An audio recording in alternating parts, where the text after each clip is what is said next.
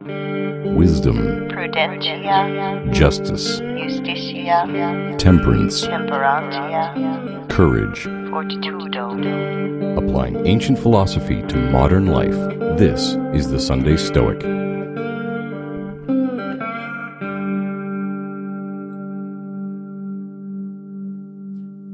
Welcome to the Sunday Stoic Podcast. This is Steve. I'm sure you know that by now, but I'm coming to you from Conway, Arkansas, and I'm joined today by the eminent, poet, author, musician. What else, Simon? You have this list of credentials that's just stacking up every day. Look, just call me a human of the cosmos. A human of the cosmos, a citizen of the cosmos. Simon that's so Drew. cheesy. That's a terrible way to start, but I love it. Well, welcome back, Simon. Thank you so much, Steve. It's great to be here, and just thank you for being the amazing, colorful character that you are. I even love the way that you introduced the show.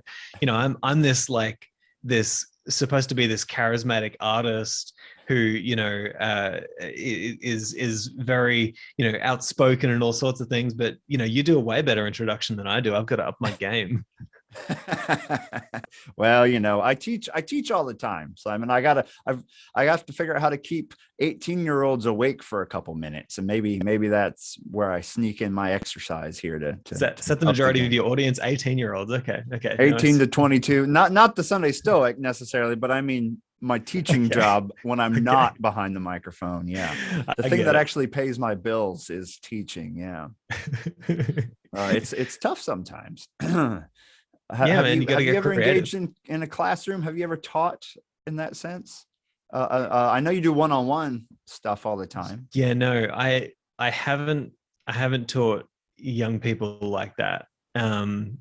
Probably because I'm only just leaving that kind of, that kind of youth. I feel like I never left. I just jumped from one role in the institution to another. Yeah, so you shouldn't leave. You gotta keep. What Seneca said? He said, "Hold on to your youthful enthusiasms. You'll need them more when you're older." Something like that. There you go. Hey, a wise guy. That guy. Yeah. Yeah. Now, Simon, I feel like the last time we talked, you were but a caterpillar. Now you have gone into your cocoon and you've changed since we last spoke. The podcast, it has a new name. You are now an author and a poet. I don't think I've ever spoken to someone who I can call a published poet before. I'm in awe. So congratulations for one. I appreciate it. Yeah, it was fun being in the cocoon, but it's even better being out.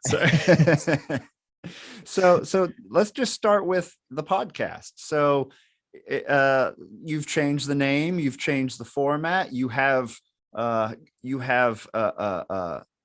cadre of you have individuals that are with you quite often, and an online community from the way I understand it. Explain the walled garden to us. Yeah, sure. Gosh, that's something that I'm still trying to figure out, is explaining the walled garden, right? Because I mean, in many ways, the walled garden is a project that is still in the stage of morphing into what it will be. But nonetheless, the idea for changing it from the practical Stoic to the walled garden really came from my desire to, I guess, branch out and not necessarily. When I started writing a lot of poetry, when I started really thinking about the kind of questions that I was trying to answer and seek answers to, I guess, I thought it's inappropriate for me to say that what I'm doing now is specifically in the realm of Stoicism. And I heard something the other day. One of the people who I speak to on a regular basis, he kind of reminded me of this great Alan Watts moment, where Alan Watts is on stage and he basically says, the way that I am approaching this lecture now is in the same way that a pianist approaches the performance. I'm here playing, and I'm not trying to teach you anything. I'm not trying to guide you towards anything specific, but I am playing here, and, perhaps hopefully you enjoy that. and get something from it.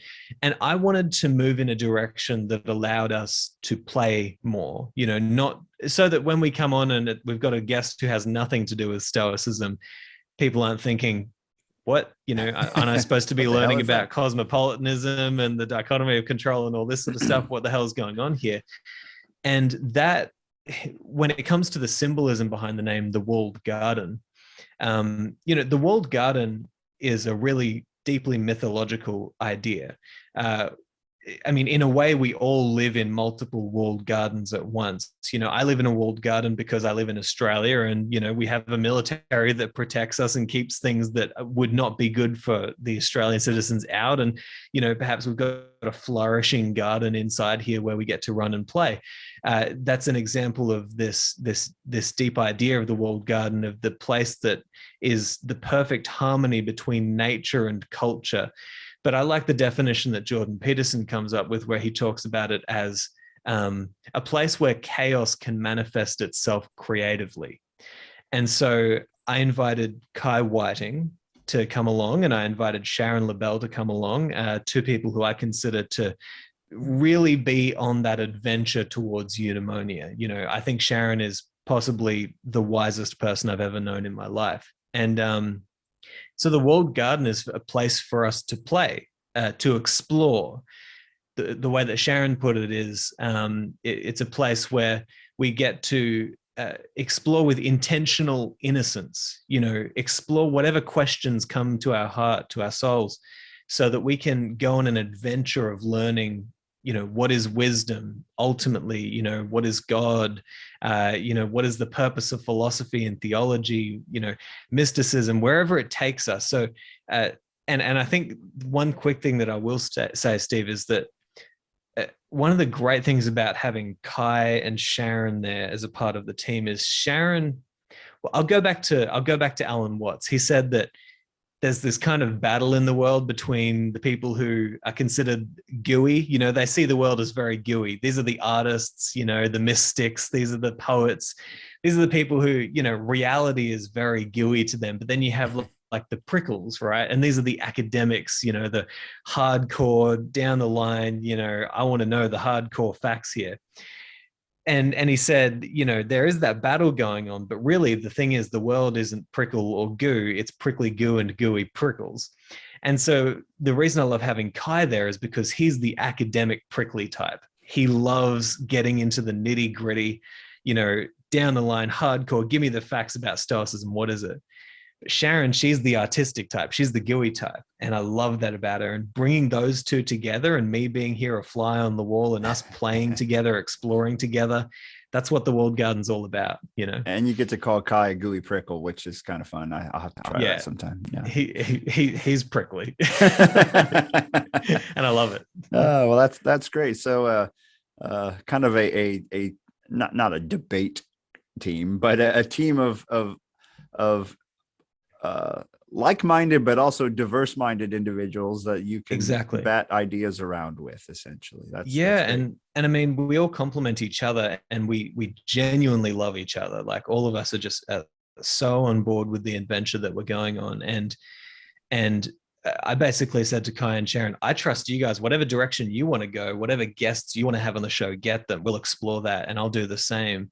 But we all come together knowing that at the foundation is this Stoic framework that we've all come to know and love. And I think what you could say is that the Stoic thread remains with us, because we all have those values, and we all are really seeking to inhabit the spirit of the ancient Stoics, not simply to be students of the philosophy, but to really take people on an adventure of experiencing, the true joy that comes from a life of values and principles in alignment with that philosophy. So I think, the Stoic thread remains, but we're just exploring a little bit more and seeing what we find. Well, that's great. And they can check out the website. I think like you can be mentored by Kai, for example, if I remember correctly. You have a whole website dedicated to this. Folks can go check it out. And of course, the podcast, as the podcast did you stop doing your Seneca series now that you've switched, or are you still on that? That's still going. And in fact, it's cool that you mentioned that, because I've actually turned the Soul Searching with Seneca into a separate podcast underneath the Walled Garden podcast channel. So people can now search Soul Searching with Seneca. There's 3 episodes a week coming out at the moment. And so if they want to get the most up-to-date episodes, then they can go to thewalledgarden.com and they can, become a patron there.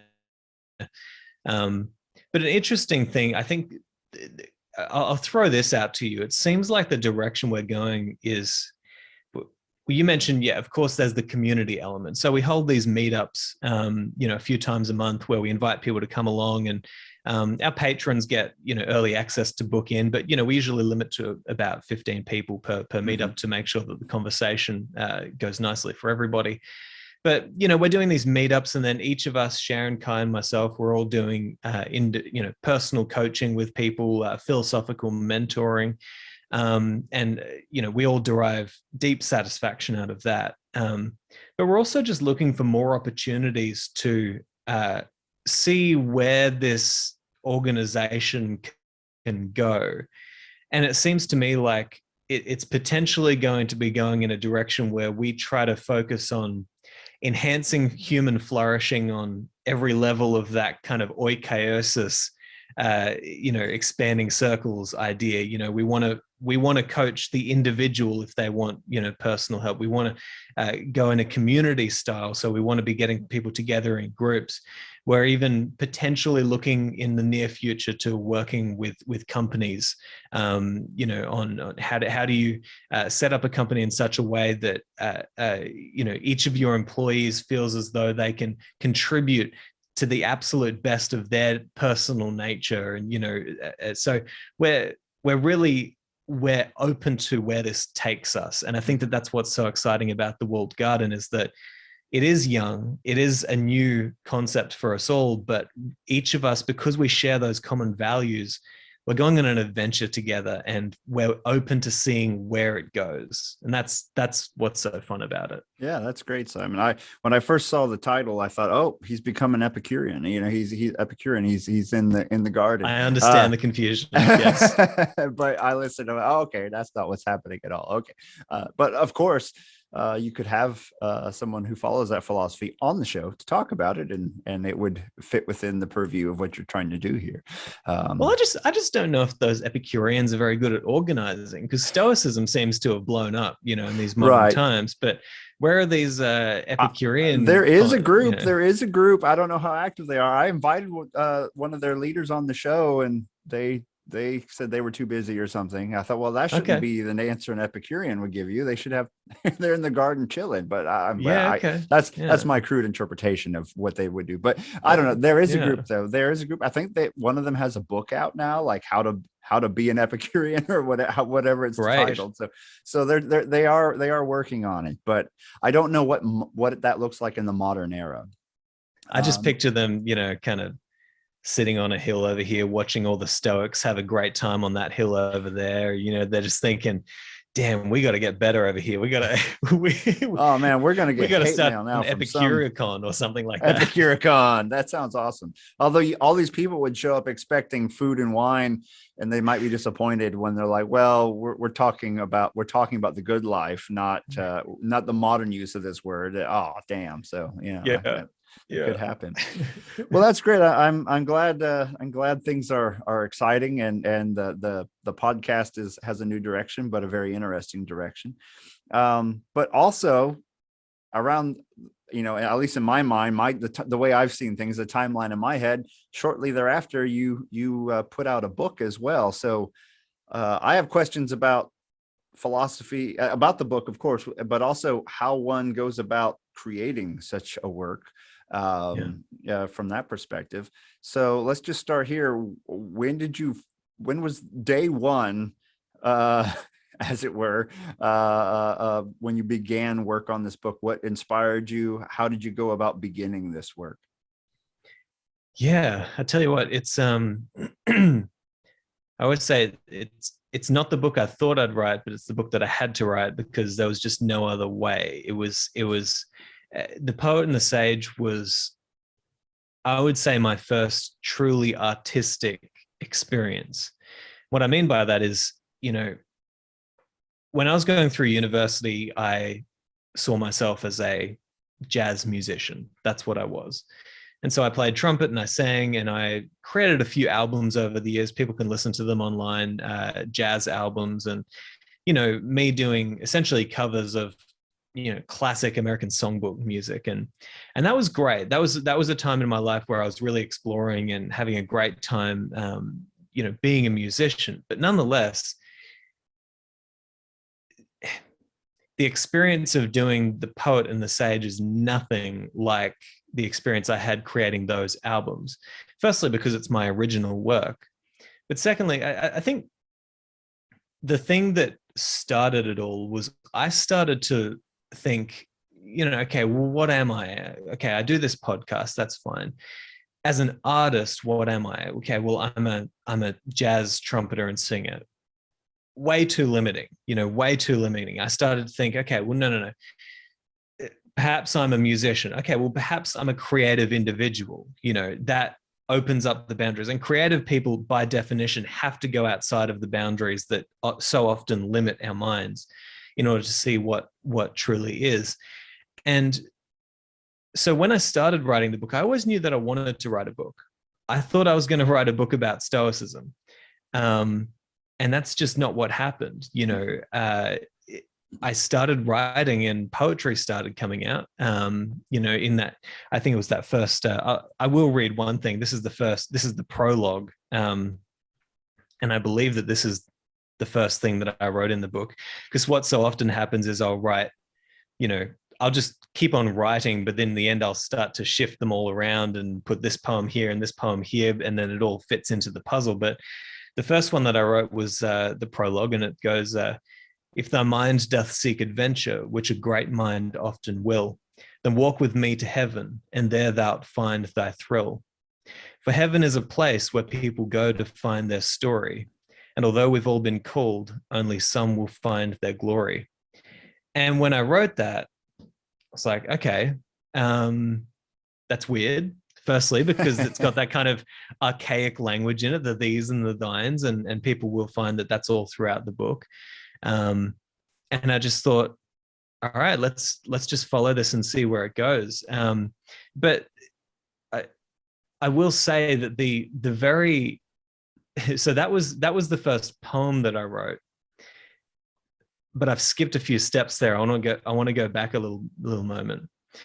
I wrote down this waking dream that I had. It's so weird. It was just this strange dream, and I just started following it. And I was writing it down, and as I said, this artistic experience of having something, you might say, channeled through you, rather than you kind of in a propagandistic way saying, I want to teach people this and I'm going to write this. It was something that was happening, and I took this waking dream to Sharon LaBelle, and I said, take a look at this. What do you think about this? This is weird, because it was so archetypal. There was so much symbolism in this dream. There was no depth to it. There was no bottom to it. I couldn't figure it out. And I thought, who's the person I need to take this to? Sharon LaBelle. And she just read it and she said, you have to keep on writing, and that's when, all the poetry and everything started to come out. And the poetry made sense to me because my dad is a poet. But what didn't make sense to me was, like, I never liked poetry before. I was never interested in it. But my dad is a beautiful wordsmith. He writes beautiful poetry about all the family and everything like that. And so it made a little bit of sense to me that was what naturally was coming out. But I tell you, by the end of writing the book, I kind of stood back and I said, what the hell is this? It was weird. But it all came together in a kind of cohesive narrative. And so what people will find it is it's not simply like a narrative. It's a work of theology and philosophy and deep symbolism and archetypal metaphor. And it's certainly, if people have ever been interested in the works of, say, Carl Jung, or if they've ever been interested in sacred texts like the Bible and things like that, they will get a lot out of it if they've got that foundation. Yeah, it has a King James flavor about certainly. it. Yeah. Mhm. And I was raised on that, so I understand that that's bubbling up from the depths of my soul, you might say, but that's how it kind of came to be. And then, here we are. It's there, and I kept on writing, and there's plenty more to come once we're ready for book 2. And so, yeah. So when you go to, I know some of this, was influenced by the dream and continuing that process, following that thread. When you sit down to, let's say you have a blank piece of paper and you want to write a poem, do you already have an idea in your head, or you just sit down and start seeing what comes to you, or do you not sit down till you have something already thought out? How do you approach the process? I think my process, you mentioned a few things in there that actually make perfect sense, right? So do I have an idea in my head? Sometimes I do, but not in the way where I'm thinking, I need to teach this to people, and so I'm going to figure out how I can do. There's no figuring out. It's I have a certain routine, or it's I'm a little bit out of it at the moment because I'm focusing on the walled garden. But the routine when I am writing is usually I'll be writing from maybe from 7 or 8 at night, and I'll just go until I'm finished. But I started to notice that what worked really well is that I would intentionally kind of empty my mind of any sort of, you should write about this. And I just paid attention to the little, you might say, promptings that came to me in maybe the 10, 15 minutes before I write. But usually it came, in the intense moment of like 1 or 2 minutes before you write. And then you just put your pen to paper and you catch whatever is there, whatever is kind of bubbling up. So have you inherited Socrates as Damon, the little voice in his head? I hope so. I mean, it's funny you say that because, you might remember from, I believe it's the 3rd poem in where it introduces the poet, that at the end of him having his own, strange vision, he wonders, is this a daemon speaking truth or light, or a frightful dream on a winter's night? He wonders that. And I, when you write something like this and you stand back, you think, that truly artistic experience that I talk about is one of being moved, not one of moving. It's one of being inhabited by a certain spirit and allowing that to happen. And I know it sounds woo-woo, and it's because I just don't understand how to speak intelligently about these things. If people read the book, that's a way better idea. We're limited by our language to begin with, right? That's it. And poetry can allow you to express things in a different way that you can't express, exactly. Like the only writing I have done really lately has been, my camera is going to screw this up, but a very exciting lab manual for my class, and a very different kind of writing. But I want to know if there's a similarity here between my experience trying to do this and yours, whereas writing was okay, but editing sucked. I hated that part. Yeah. Well, I found that the writing is always so much fun, right? When, especially in the kind of like the way that I feel I'm engaging with writing poetry, it's so much fun just to let go, really, in that Taoist sense. And we're always seeking those moments of deep, deep meaning where we don't feel as like we're, as they say, lording over the process, but we are, being moved along. That's the place of optimal meaning and deep experience with engagement in life, I guess. But for me, the editing process was interesting for a whole nother reason, because the editing process for me, the biggest thing that I got out of it was I was actually starting to understand some of the ideas that I'd written down in the poetry, whereas before I was kind of just letting it go through. But now you start to see interpreting your own work. Yeah, this is all happening here. And then you draw the dots over here and you draw the dots over there. And it's so much fun to read it, 10, 15 times, and every time to be overcome by was it kind of like, was it in a way like reading someone else's work at that point? 100%. Yeah, 100%.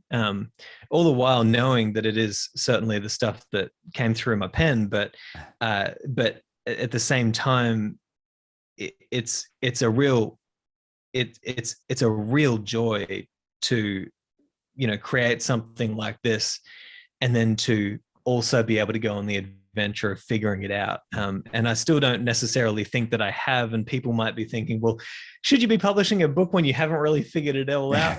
Well, I mean, it's an adventure for me. Like it's so important just to drop something and say, this is what it is, right? And maybe I haven't figured the whole thing out, but there's more to come. It's a piece in a larger puzzle that my poetry is creating. When you sit down to write, are you typing? Are you handwriting? What's your technique there? Or is it whatever happens? I'm so glad you asked that. Yeah, because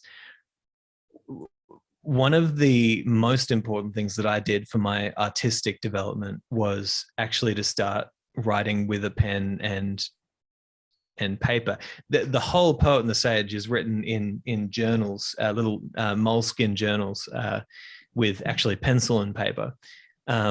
And what that did for me, I have this poem that I wrote called The Styles of Old, and I kind of talk about how I'm engaging in these kind of,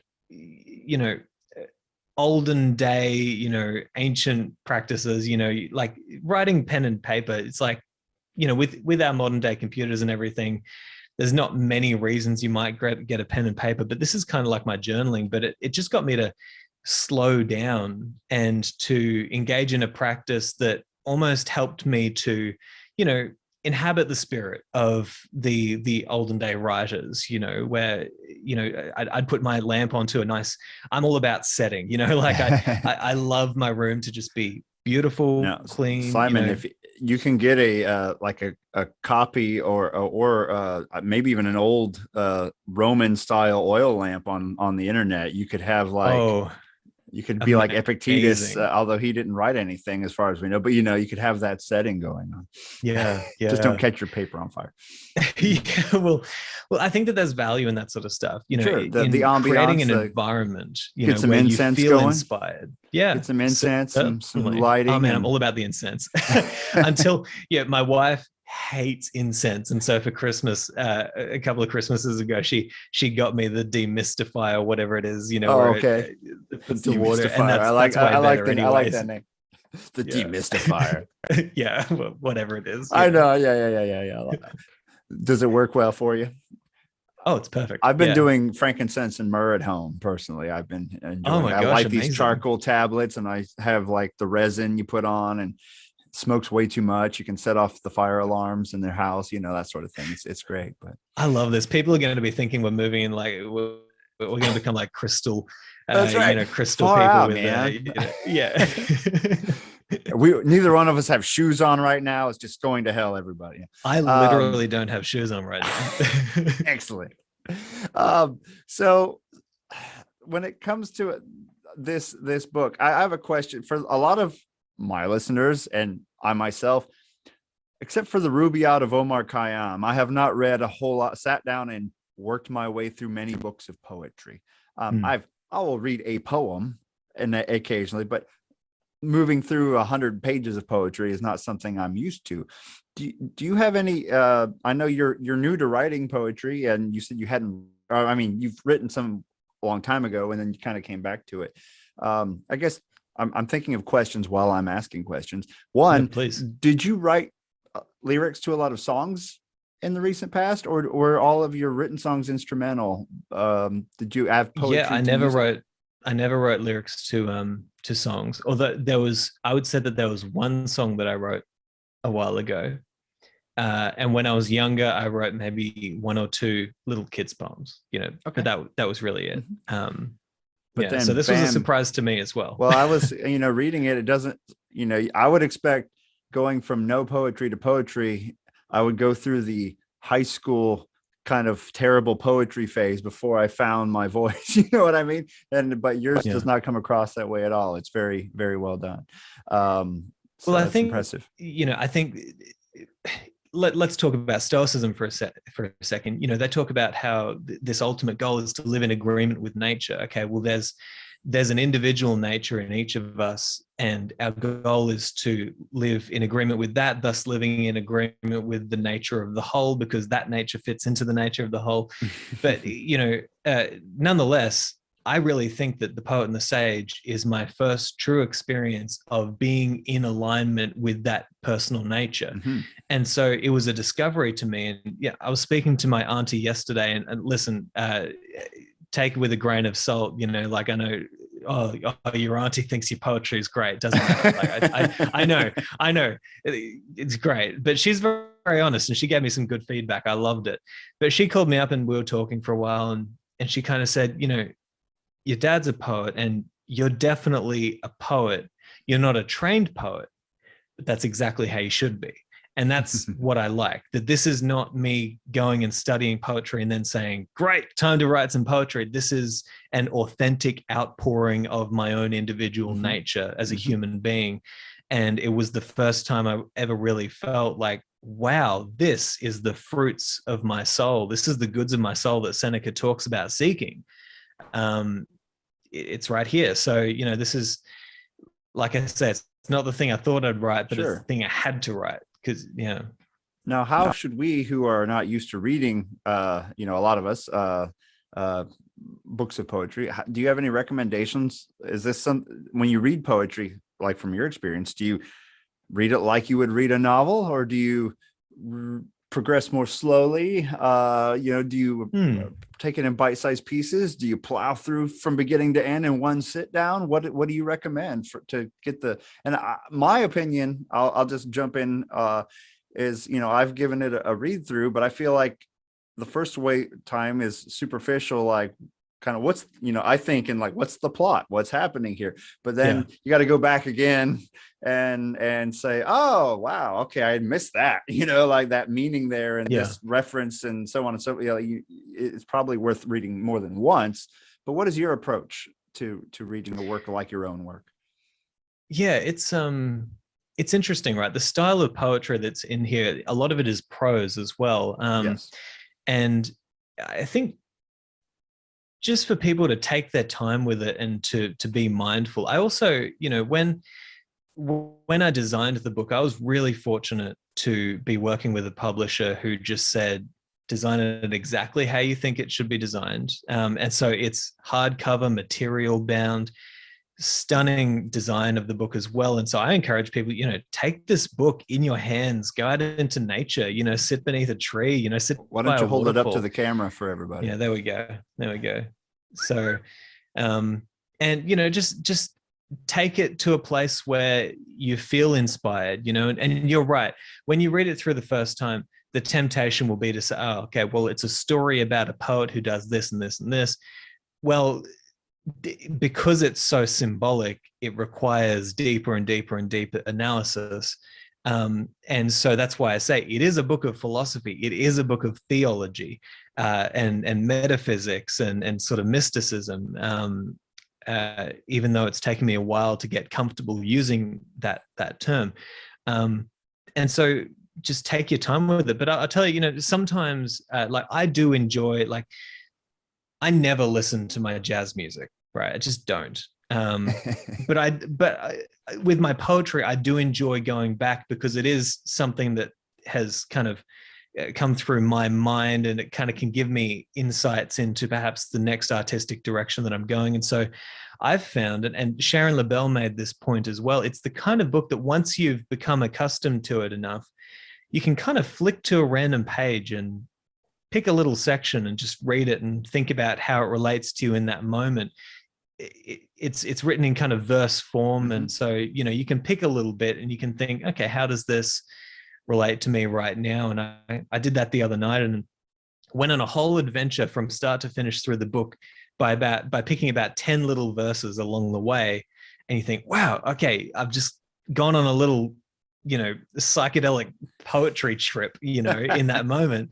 And it's great. So I think just taking time with it to let it seep in, like you say, you'll get so much more out of it. Mm-hmm. Now going back to the incorrect way to read it, like what's the plot and all this, one of the individuals you're following throughout this. I mean, the person you're following is the poet, who I felt like was kind of like Job in the Bible occasionally, like just going up against challenges and then kind of failing and trying again and being almost tested in a way. But I need to read it again to put it together in my head here. but it's talking to the sage, who who the sage is and how the sage works. You'll have to interpret for yourself, I think, the reader out there. Is there anything you want to say about the poet and the sage in this book? Like, are you the poet, Simon? Is the poet part of you? Well, I can't help but relate to the adventure that the poet goes on. I think there's certainly an element of